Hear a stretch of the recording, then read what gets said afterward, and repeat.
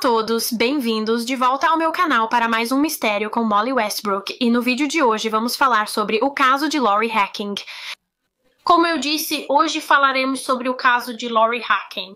Antes de começar a falar sobre o caso, só quero esclarecer que minha intenção com esses vídeos nunca é ofender ou magoar ninguém que possa ter se envolvido com o caso. As informações que encontrei sobre esse caso vêm de várias fontes online. Peço desculpas por possíveis erros ou omissões importantes. Avise nos comentários se notar algo. E dito tudo isso, vamos direto para esse caso. Então, essa é a Lori Hacking. Ela tinha 27 anos, nascida em 31 de dezembro de 1976 em Salt Lake City, Utah, Estados Unidos da América. Pelo que vi online, Lori teve uma infância bem feliz.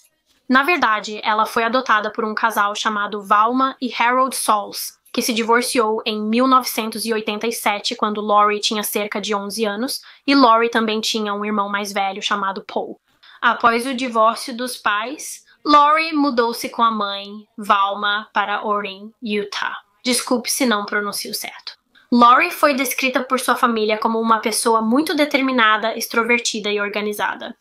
Ela sabia o que queria e já tinha praticamente toda a vida planejada. Quando Lori estava no ensino médio, ela conheceu um garoto chamado Mark Hacking, e os dois, Lori e Mark, se deram bem imediatamente e logo se tornaram um casal. Eles eram literalmente a definição de namorados de escola. Todos que os conheciam diziam que eles eram um ótimo casal, e a mãe de Lori, Valma, disse que realmente aprovava Mark. Ela se dava muito bem com ele, mesmo quando Lori e Mark ainda estavam no ensino médio, ela já conseguia vê-los juntos pelo resto da vida. No dia 7 de agosto de 1999, Lori e Mark se casaram quando ela tinha 21 anos. 5 anos depois, em 2004, descobriram que Lori estava grávida e ficaram radiantes com a notícia. Quando o caso ocorreu, Lori e Mark ainda viviam juntos em Salt Lake City. Eles moravam em um apartamento, mas iam se mudar para a Carolina do Norte porque Mark começaria a universidade lá. Ele ia para a faculdade de medicina para estudar oncologia, e como Mark estava prestes a começar seus estudos na universidade, Lori era a única dos dois que realmente tinha um emprego, mas tudo parecia perfeito para o casal. Eles estavam esperando um bebê juntos. Estavam prestes a se mudar para a Carolina do Norte. Estavam criando a vida que sempre desejaram. Tudo mudou em 19 de julho de 2004, quando Mark Hacking ligou para o 911 às 10 horas e 49 da manhã, relatando o desaparecimento de sua esposa, Lori. Mark disse à polícia que Lori havia saído de casa naquela manhã para correr na região de Memory Grove e City Creek Canyon, que fica a nordeste do centro de Salt Lake City. Ele então disse que depois da corrida ela deveria ir trabalhar, mas que ela nunca chegou ao trabalho e também não voltou para casa, então ele decidiu chamar a polícia porque estava realmente preocupado. Veja, isso não era nada parecido com Lori. Eu não acredito que ela tenha simplesmente faltado ao trabalho ou deixado de avisar para onde ia. Então Mark ficou muito preocupado e ligou para a polícia. Então a polícia foi direto para a área do Parque Memory Grove para dar uma olhada, porque obviamente foi lá que Mark disse que Lori tinha ido correr, e eles encontraram o carro dela na entrada do Memory Grove. Mesmo assim, Lori não deu nenhum sinal. Então, parecia que Lori tinha chegado ao seu destino para correr naquela manhã, e depois disso, algo aconteceu com ela. A polícia levou o caso muito a sério desde o início, pois como já disse, isso não era comum para Lori. Ela não era o tipo de pessoa que simplesmente fugiria ou deixaria de avisar alguém para onde estava indo, especialmente porque na época do seu desaparecimento ela estava ou parecia tão feliz. Ela e Mark esperavam um bebê e iam se mudar. Literalmente não havia motivo para ela simplesmente fugir, e por causa disso, esse caso foi tratado como um possível rapto desde o primeiro dia. Apesar de o carro dela ter sido achado na entrada do Memory Grove, onde Mark afirmou que ela foi correr, não havia mais pistas sobre onde Lori estava ou o que ocorreu com ela. Não havia nenhum sinal visível de trauma, luta ou qualquer coisa assim. E como isso era totalmente fora do comum para a Lori, o caso rapidamente recebeu muita atenção da mídia, e no mesmo dia do desaparecimento da Lori, o Mark foi entrevistado pela imprensa. Na entrevista do Mark, que aparece no documentário, dá pra ver que ele está muito visivelmente abalado ao descrever o desaparecimento da esposa. Ele estava chorando e também implorando ao público para que viesse participar do grupo de busca que eles estavam organizando para procurar a Lori. Ele estava decidido a encontrar Lori e levá-la para casa em segurança. E as pessoas realmente sentiam pena do Mark e da Lori. Essa era uma mulher que estava com cerca de 1 a 2 meses de gravidez, eu acredito, quando ela desapareceu. Por isso, muitas pessoas se voluntariaram para ajudar a procurá-la. Naquela tarde, os detetives que investigavam o desaparecimento da Lori pediram ao Mark Hacking para irem ao apartamento onde ele morava com Lori, a fim de pegar fotos dela e divulgar à mídia. E o Mark, é claro, querendo fazer tudo o que pudesse para ajudar na investigação, concordou e levou os detetives até o seu apartamento. A primeira coisa que os detetives notaram quando entraram no apartamento do Mark e da Lori foi que havia muitas caixas por toda parte, porque, como eu disse, o Mark e a Lori estavam prestes a se mudar para a Carolina do Norte e, por isso, estavam empacotando praticamente todo o apartamento. Mas então eles também notaram em uma das mesinhas laterais uma bolsa ou carteira vermelha, e essa bolsa na verdade pertencia a Lori. Os detetives acharam isso estranho, pois Mark afirmou que Lori saiu para correr de manhã e depois iria direto ao trabalho. É estranho ela não ter levado a bolsa, já que a maioria das mulheres a leva para quase todo lugar. Então parece realmente estranho. Como eu disse, que ela simplesmente deixou a bolsa no apartamento naquela manhã. Outra coisa que os detetives notaram foi um grande buquê de flores na mesa e Mark disse que tinha comprado essas flores recentemente para Lori. Muitas vezes, quando homens compram flores para suas parceiras, é por 2 motivos. O primeiro motivo é que ele viu essas flores em uma loja e imediatamente pensou na parceira, então decide comprá-las para ela. Frequentemente, o segundo motivo é uma discussão do casal. Às vezes o homem fala algo errado e, para compensar ou pedir desculpas, compra flores para a parceira. Quando as detetives viram o grande buquê de flores frescas ao lado, começaram a se perguntar se esse era o caso. Será que Lori e Mark tiveram uma discussão recentemente, e foi por isso que ele trouxe flores para ela? E se eles realmente tiveram uma discussão e de repente Lori desapareceu, isso não parece nada bom, não é? Isso parece um pouco suspeito. Os detetives então deram uma olhada no resto do apartamento e, quando entraram no banheiro, perceberam que estava muito, muito limpo, na verdade, impecável, especialmente a banheira. E também havia um forte cheiro de água sanitária no ar, como se alguém tivesse limpado o banheiro recentemente. Um forte cheiro de água sanitária no ar sugere limpeza recente, o que novamente não é um bom sinal. Parece um pouco suspeito, embora, é claro, isso não prove nada. Isso é só uma das evidências circunstanciais que os detetives notaram ao examinar o apartamento de Mark e Lori. Mas então os detetives entram no quarto de Mark e Lori e veem que na cama há um par de lençóis novinhos em folha. E eles podiam perceber que esses lençóis eram novinhos, literalmente recém-comprados e tirados do pacote, porque ainda tinham as dobras e vincos, como se tivessem acabado de ser tirados do pacote e colocados na cama, se é que isso faz sentido. Alguém, talvez Mark, acabou de comprar esses lençóis, tirou da embalagem e colocou na cama. Mas nem parecia que a cama tinha sido usada, o que significa que é provável que ele tenha trocado os lençóis naquele dia, no dia do desaparecimento da esposa dele. Então os detetives continuam olhando o quarto de Lori e Mark, e eles olham na caixa de joias da Lori, e dentro da caixa de joias está a aliança de casamento dela, o que de novo é muito estranho. Por que Lori tiraria a aliança de casamento só para ir correr? A maioria das pessoas mantém a aliança de casamento literalmente o tempo todo. A aliança está sempre no dedo delas. Então, neste ponto, há várias pequenas coisas que não parecem fazer sentido aqui. Como eu disse antes, nada provou nada. Era só uma evidência circunstancial, mas não favorecia o Marcos. Os detetives perguntaram ao Marcos se ele poderia ir à delegacia local, dizendo que era apenas para obter mais informações sobre a Laura, sua vida e o relacionamento deles. E o Marcos concordou e foi até a delegacia, e na entrevista dele, os detetives perguntaram mais informações sobre ele, tipo, o que ele faz, se ele trabalha. Marcos contou a eles que ia começar a estudar oncologia na faculdade de medicina na Carolina do Norte. Então os detetives estavam apenas anotando tudo o que ele dizia e perguntaram ao Marcos se ele poderia soletrar oncologia para eles, e ele na verdade não conseguiu soletrar, o que eles acharam muito estranho. Ele vai para a universidade estudar oncologia, mas na verdade não consegue soletrar a palavra. Além disso, enquanto Marcos estava na delegacia, aparentemente ele estava chorando e os detetives disseram que podiam perceber que o choro dele era falso. E eles perceberam isso porque ele estava produzindo lágrimas. Porém, o nariz dele estava seco e geralmente, ao chorar de verdade, o nariz escorre. Frequentemente, quando alguém chora de mentira, há lágrimas, mas o nariz não escorre, revelando que não são lágrimas verdadeiras. Enquanto isso, as equipes de busca estavam se reunindo e ainda tentavam procurar por Lori. Havia literalmente muitos voluntários. A polícia usou cães farejadores para tentar localizar o cheiro da Lori. Eles usaram helicópteros para tentar ter uma visão melhor da área e interrogaram ofensores sexuais da região. Como disse, a polícia tratava o caso com seriedade, pois não era típico da Lori. Neste momento, os detetives já desconfiavam do marido da Lori, Mark, por causa das evidências circunstanciais achadas em seu apartamento.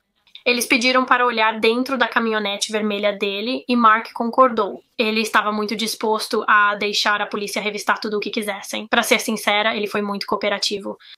Na caminhonete do Mark, eles acharam uma lista telefônica e embaixo dela um recibo.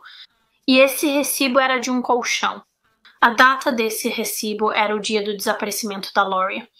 Por que o Mark está comprando um colchão novo e um lençol novo no dia em que a esposa dele desapareceu? Por que isso é uma prioridade? Então, nesse momento, o Mark, claro, parece muito suspeito e os detetives tinham certeza de que ele tinha algo a ver com o desaparecimento da esposa dele. E então, mais tarde naquele dia, os detetives voltam ao apartamento do Mark e apresentam para ele um termo de consentimento para a busca, que basicamente significa que, se o Mark assinar esse termo, ele estará concordando em deixar os detetives darem uma olhada adequada no apartamento dele sem a necessidade de um mandado de busca. Quando a polícia tem mandado de busca, não precisa da permissão da pessoa para revistar a propriedade. No entanto, nesse momento, eles não tinham um mandado de busca, então estavam pedindo permissão ao Mark. Pediram que ele assinasse o termo de consentimento e ele assinou. Como mencionei, Mark cooperou bastante com a polícia. Ele estava muito disposto a deixar que eles revistassem o que quisessem. Era quase como se ele não quisesse parecer culpado.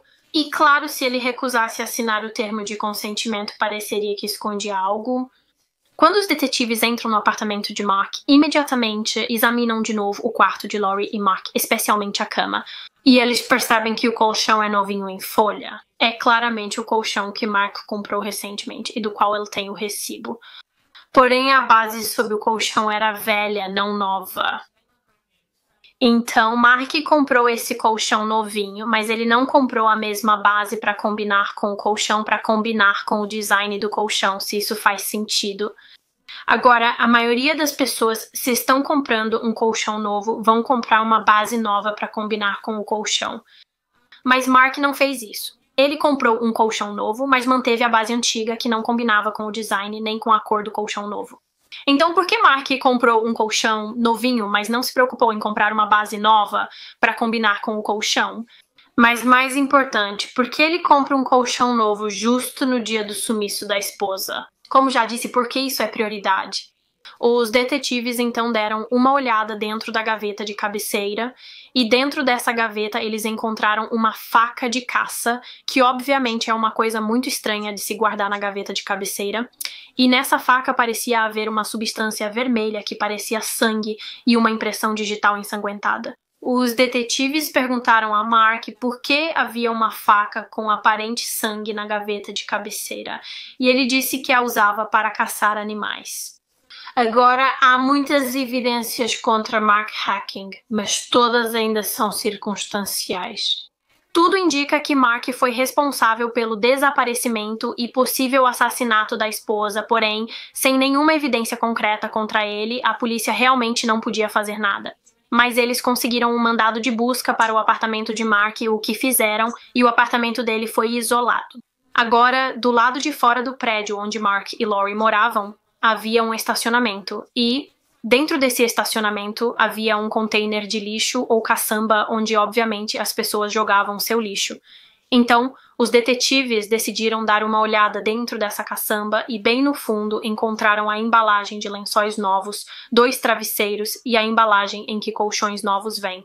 Então, a detetive foi até Mark e perguntou quando essa caçamba ou container de lixo era esvaziado. E Mark respondeu dizendo que esse container é esvaziado toda segunda-feira de manhã, o que as detetives acharam muito estranho. Normalmente, uma pessoa só sabe quando é o dia do lixo dela, não quando toda a área é esvaziada. Então as detetives ficaram com um pressentimento muito ruim de que talvez Mark tivesse matado sua esposa Lori e depois jogado o corpo dela, literalmente jogado o corpo dela no lixo. Uma das principais detetives do caso, Kelly Kent, contou ao sargento sua teoria. Mark Hacking matou a esposa e descartou o corpo na caçamba de lixo. E claro, para onde vai o lixo dessas caçambas? Para o aterro sanitário. Inicialmente, não acredito que o sargento tenha levado a sério a teoria da Kelly. Acho que ele achou que era um pouco exagerado, porém, ao verificar outro container de lixo a meia quadra do apartamento de Mark e Lori, ele encontra um colchão dentro. Então, nós olhamos dentro desse container de lixo e havia um colchão lá dentro e esse colchão combinava com a cor e o design da base de cama que estava no apartamento do Mark. A parte superior do colchão, o pillow top, foi cortada, indicando que poderia haver sangue ali. Alguém retirou essa parte, descartou em outro local e jogou o restante do colchão no container de lixo. Enquanto a polícia vasculha o apartamento de Mark e Lori e patrulhas ainda buscam Lori, os detetives recebem uma ligação de que Mark Hacking está nu do lado de fora de um motel local. Bem, ele ainda estava usando sapatos, então ele saiu e estava correndo completamente nu, mas fez questão de calçar os sapatos antes de sair para proteger os pés. Pelo que eu sei, Mark não estava bêbado nem nada, e os detetives acreditam que ele fez isso porque estava tentando fingir uma doença mental e algum tipo de episódio maníaco para que pudesse ser levado a um hospital psiquiátrico onde seria avaliado. Se Mark realmente matou Lori e fosse comprovado que ele tinha uma doença mental que o tornava inimputável, sua punição seria bem mais leve. Então, por causa disso, porque Mark estava correndo completamente nu, um dos irmãos dele realmente o levou para uma clínica de saúde mental para que ele fosse tratado pela psicose. Enquanto isso, obviamente, o caso ainda estava em todos os noticiários e foi revelado que o marido de Lori, Mark Hacking, era uma pessoa de interesse no desaparecimento dela. Nesse momento, mídia e público começaram a saber mais sobre Mark Hacking e que ele iniciaria estudos em medicina na Carolina do Norte. A Faculdade de Medicina da Universidade da Carolina do Norte, onde Mark deveria estudar em breve, informou à polícia que nunca ouviu falar de Mark Hacking. Ele nunca se registrou para estudar lá, então o Mark Hacking mentia para as pessoas. Ele estava dizendo para todo mundo, inclusive para sua esposa Lori, que ia começar os estudos nessa faculdade de medicina na Carolina do Norte, mas ele nunca tinha realmente se matriculado no curso. Mas além disso, ele também nunca tinha realmente frequentado a faculdade. Ele disse a todos que se formou na faculdade. Mas novamente, isso era apenas uma mentira que ele contou a todos, até para Lori. No dia seguinte, os detetives visitam Mark Hacking na clínica onde estava internado. E quando eles chegam ao quarto de Mark, veem ele assistindo televisão, vendo desenhos animados, eu acho, e comendo pizza, enquanto sua esposa Lori ainda está desaparecida. Então os detetives entram e interrogam Mark novamente, porque, obviamente, a essa altura está muito claro que ele teve algo a ver com o desaparecimento da esposa. Então eles entram para ver se conseguem uma confissão dele. Mas, apesar de todas as evidências contra ele, ele ainda diz que não teve nada a ver com o desaparecimento da esposa. No dia seguinte ao desaparecimento de Lori, ou seja, em 20 de julho de 2004, os detetives receberam uma ligação de um homem que trabalhava em uma loja de conveniência, localizada a cerca de meia quadra do apartamento de Mark e Lori. Esse homem afirmou que na noite antes do desaparecimento de Lori, em 18 de julho de 2004, Lori e Mark foram vistos juntos na loja de conveniência, com imagens exibidas no documentário.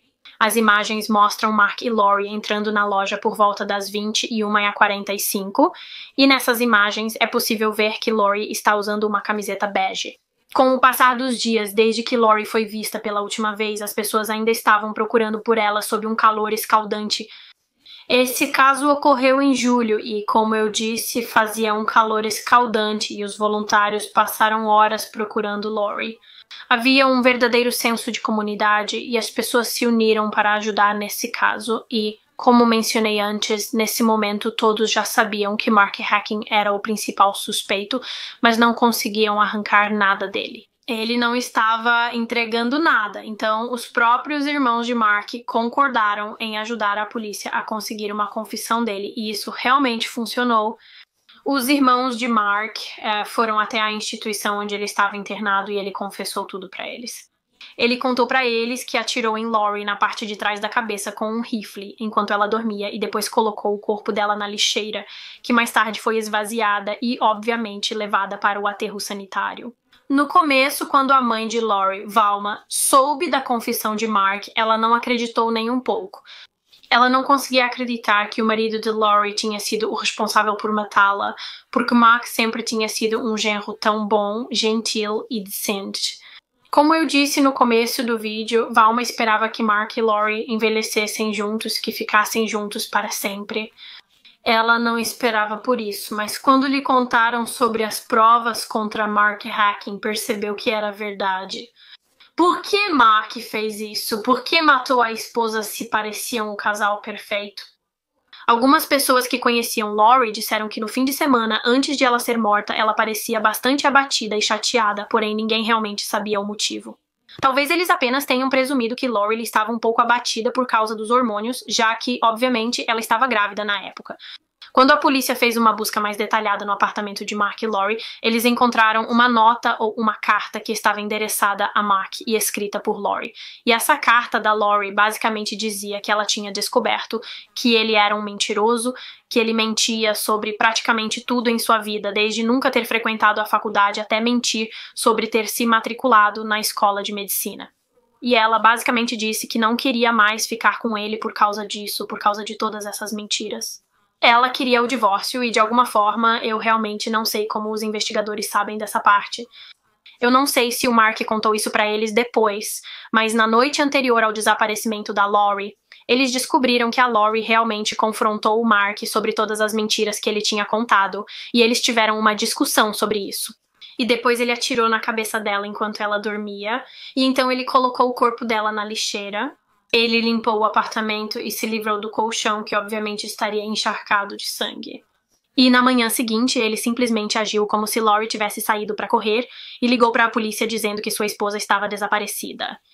Então, Mark foi quem, obviamente, dirigiu o carro da Lori até o Memory Grove Park para fazer parecer que ela tinha ido correr naquele dia e que algo, obviamente, tinha acontecido com ela depois disso. Com a confissão do Mark, a polícia só precisava achar o corpo da Lori, que acreditavam estar no aterro sanitário. Mas, obviamente, aterros sanitários são lugares enormes, né? E isso ia ser realmente difícil para procurar por um corpo, porque, claro, em circunstâncias normais, um corpo morto seria relativamente fácil de encontrar, porque você conseguiria sentir o cheiro. No aterro sanitário, tudo cheira mal, pois é um grande depósito de lixo. A polícia trouxe cães farejadores de cadáveres treinados para detectar o cheiro de corpos mortos. Como eu disse, era uma área grande. Eles procuraram no aterro por meses e não acharam nada. Após meses de buscas, em 1º de outubro de 2004, a polícia encontrou supostos restos humanos no aterro sanitário. Encontraram uma mandíbula com dentes identificados como compatíveis com o trabalho odontológico de Lori Hacking. Além disso, as roupas encontradas com o corpo eram exatamente as mesmas que Lori usava na noite do assassinato. E nós sabemos disso porque ela estava usando essa roupa nas imagens da câmera de segurança da loja de conveniência, aquela blusa bege. Sabemos que aquelas imagens são da noite do assassinato dela. Antes mesmo dos restos mortais de Lori serem encontrados, Mark Hacking foi preso e acusado do assassinato qualificado da esposa. Porque, mesmo sem terem um corpo nesse momento, eles já tinham muitas provas contra ele, inclusive a confissão dele. Acredita-se que Mark Hacking sentia que era um fracasso na vida. Ele estava cercado por pessoas muito bem-sucedidas. Os pais e irmãos dele eram muito bem-sucedidos, todos com ótimos empregos. Acredita-se que ele se sentia um fracasso. Então ele decidiu inventar todas essas mentiras de que iria cursar medicina para estudar oncologia. Mas aí a esposa dele, Lori, descobriu as mentiras e ia deixá-lo por isso. E então, ao invés de passar por um divórcio e ter essas mentiras expostas, ele simplesmente decidiu assassiná-la. Mark Hacking foi acusado de assassinato em primeiro grau e se declarou culpado. E em 6 de junho de 2005, Mark foi condenado de 6 anos à prisão perpétua, o que, como você pode imaginar, causou uma enorme comoção pública, porque significava que o tempo mínimo que ele poderia cumprir seria de apenas 6 anos. O que, claro, 6 anos de prisão por assassinato em primeiro grau é revoltante. Em julho de 2005, o Conselho de Perdão de Utah informou que Mark Hacking só terá audiência de liberdade condicional em 2034, após cerca de 30 anos preso. E, obviamente, ele ainda está na prisão até hoje.